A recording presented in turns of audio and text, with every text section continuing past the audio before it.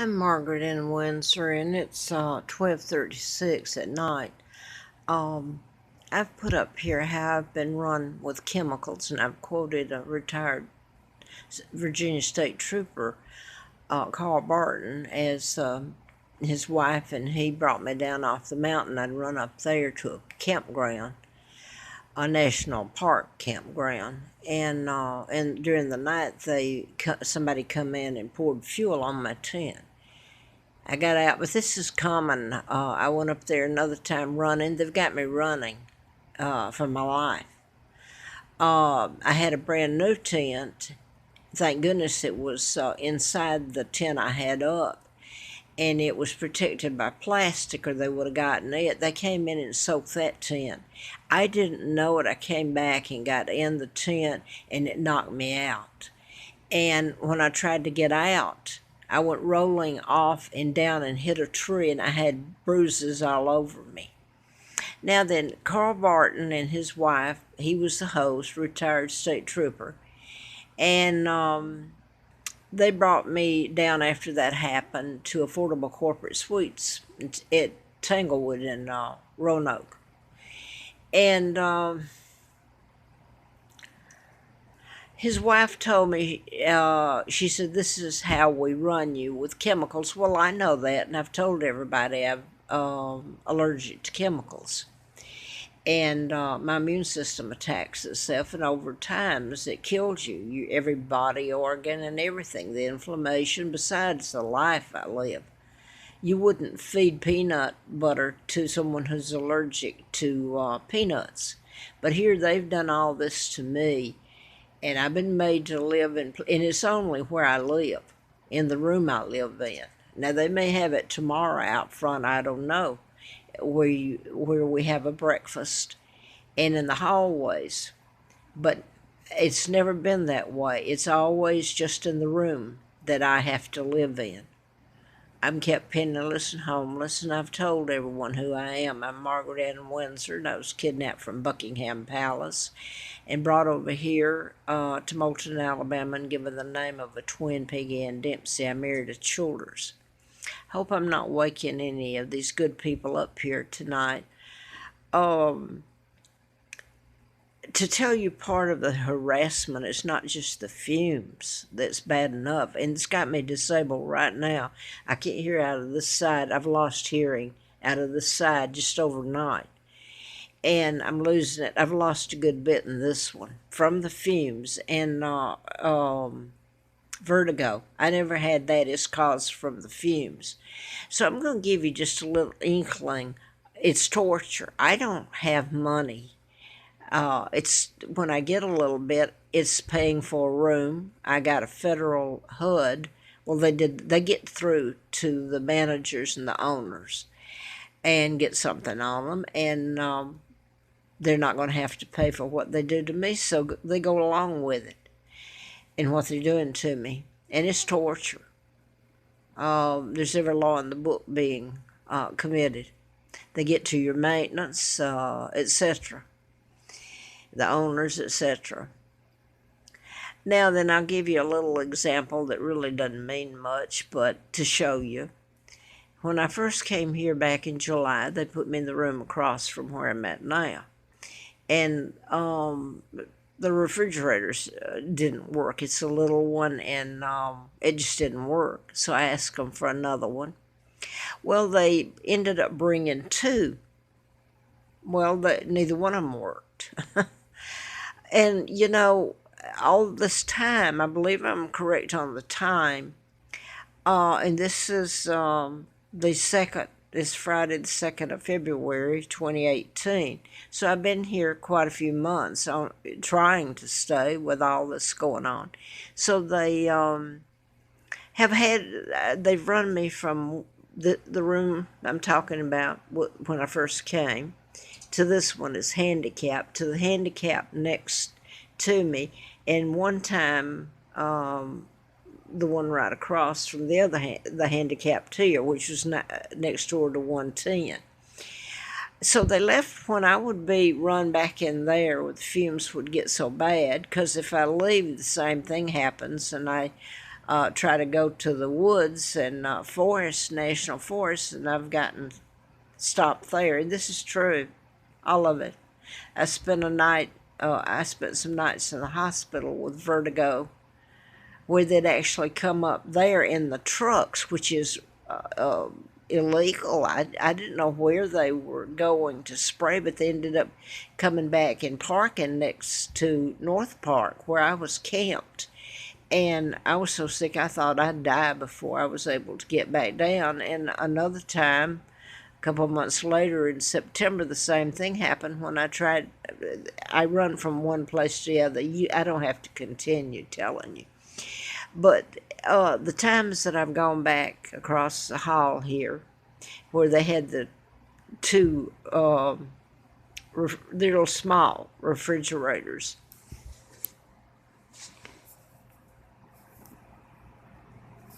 That's one with the microwave on top. Now then, so I was in there again about a week and a half ago. Suddenly in the night, it wasn't good at all, but my point is showing you what they're doing. They're getting away with it. I can't get an attorney. I'm a joke to everybody. They're having fun with me. It's who I am, and that's why they're doing it to me. But anyway, I got sick. I woke up in the middle of the night, and it had not been fun sleeping in there, but I'd managed. And I'd been in the room again a month, I guess, or maybe over a month. And the two refrigerators were still there after all this time. So I got so sick. This is when all this happened, got so bad. So I came across here. The evening clerk brought me across here, and well, it's full of this room. They're old air conditionings. If they didn't have deliberately putting chemicals in there and pumping them out. They've got mold and mildew in them. They're old, and this has been remodeled. And I don't know if they've got new ones in the others. They keep me in these 4 here rooms next to each other. But this has been going on. The same people own these. They've gotten wealthy off of them since I've been here in '86. It's a property they have too that has made them wealthy. But I've tried to leave and I get run back. So it's because of who I am, and the law enforcement is all involved in it. They can play the good cop or bad cop. So anyway, he puts me in here, and I really have been here a week and a night, and it's been horrible. I mean, vertigo set in again then, but I already had this happening. I've lost this side of my face, the hearing, and I'm losing it in this one. And my doctor's she's got me on medicine, but I have to get it stopped. What they're doing to me. They're putting me in, force feeding me chemicals. And there was a woman, I keep commenting about her. I finally got into HUD, low income, Edinburgh, and listened to the names where they put me and who I am. And I got there, and lo and behold, the chemicals started there. Horrible. And this woman ended up with my room, Carol Rogers, Simon, and her ex-husband was a psychiatrist in Seattle. So I don't know what she's doing down here in HUD. Where I'm at, I can guess if you read the background of who kidnapped me and all that. But anyway, she told me, she says, you're paying for what your family did to the Jews in the Holocaust. I thought, really? And so I'll leave it at that. She ended up with my apartment, and last I heard, she's still been living good over there. But back to this. I left today, and this has got me so addled and confused, I actually wondered if I was going to have brain damage from this. And I was in the grocery store, and anyway, I finally made it back here, and I got back here, and the limo driver who, I say limo driver, it's kind of like a limo for the, it's a cab service. He didn't help me. oh, I don't get food. I ate their breakfast and I don't have enough money. So I've been eating pasta sides for so long till, what else can I say? So when I came back today, I brought some meat and cheese and potato salad to do me and some sweet potatoes to do me for a long time. I don't have the money. I'm penniless. And I got in here, and I'm leaving out the rest of the day when I got back. And I came to the door, and nobody helped. They just stand there and look at me. I can hardly walk. You'd think I was drunk, except I'm so addled and I'm old from what they've done to me here. And, ongoing. But anyway, I got back in here. When I left this morning, this little refrigerator was working. I came back and I put my stuff in there, and I thought, Jesus, doesn't feel very cool because I keep small water bottles in there. And I went ahead and put my stuff in there, and I tried to turn it up a little bit, and I got over here doing something else, and lo and behold, it was like 5 o'clock, and I felt inside because I had a couple of little frozen dinners I'd brought back, and I knew I would go ahead and eat them, but they were on sale and I got them. And they were just hot. They had not, everything was hot in the refrigerator, in this little fridge. So they come in while I'm gone. And if you ever get to see this and I'm alive and anybody cares, it's a horror story. When I was over at Affordable Sweets, they're told to do it. The housekeeping, you think it's cute to have housekeeping when they come in. You can't walk out the door because they're soaking your bedding and everything else with chemicals and spraying the carpet, etc. I was washing when I could afford it because of what they were doing. I was going to the laundry and didn't have the money because I'm eating beans in a crock pot, and that's all I had to eat. For I don't know how long, till they made the rent so high. I was run off, even with the chemicals didn't run me off. They made the rent so high I couldn't pay it. So anyway, here I came in, and at 5 o'clock I thought, my gosh, my stuff's going to spoil, and I rarely even get anything, and I really couldn't have afforded this. And I called the guy, and he said, well, he would come down and check it. I said, well, it's not working. And he said, well, he called the maintenance guy, and the maintenance guy said, well, didn't have anything that they're booked here, so they couldn't get me another refrigerator. So where were the two in the other room? They had two they left in there. I'm showing you the stupidity and the pain involved in what they're doing to me. This isn't funny. They're having fun at it. The whole upper floor, second floor, has been cut off for the winter. They could have gone up there and got me one and brought it down instead of mocking me. Anyway, he said he'd come back here and look at it. What good's it going to do to look at it? It doesn't work. So I left this door open here to the hallway. I didn't leave it open. I just put that little thing in it that locks the lock, just so he could get in. It opens just a tiny bit like that. And he come in and says, well, you can't leave that door open. So I'm a customer. They don't treat anybody like they treat me. They're told to treat and do to me. It's like out of central casting, and they're getting a blast out of it. So he comes in and looks at the fridge, and he says, oh, well, I think it's working. He turned it. He said, see, you can feel back here. Well, that was a lie. He said, and if it doesn't work, you can just bring your stuff up and we'll put it in the freezer with our stuff.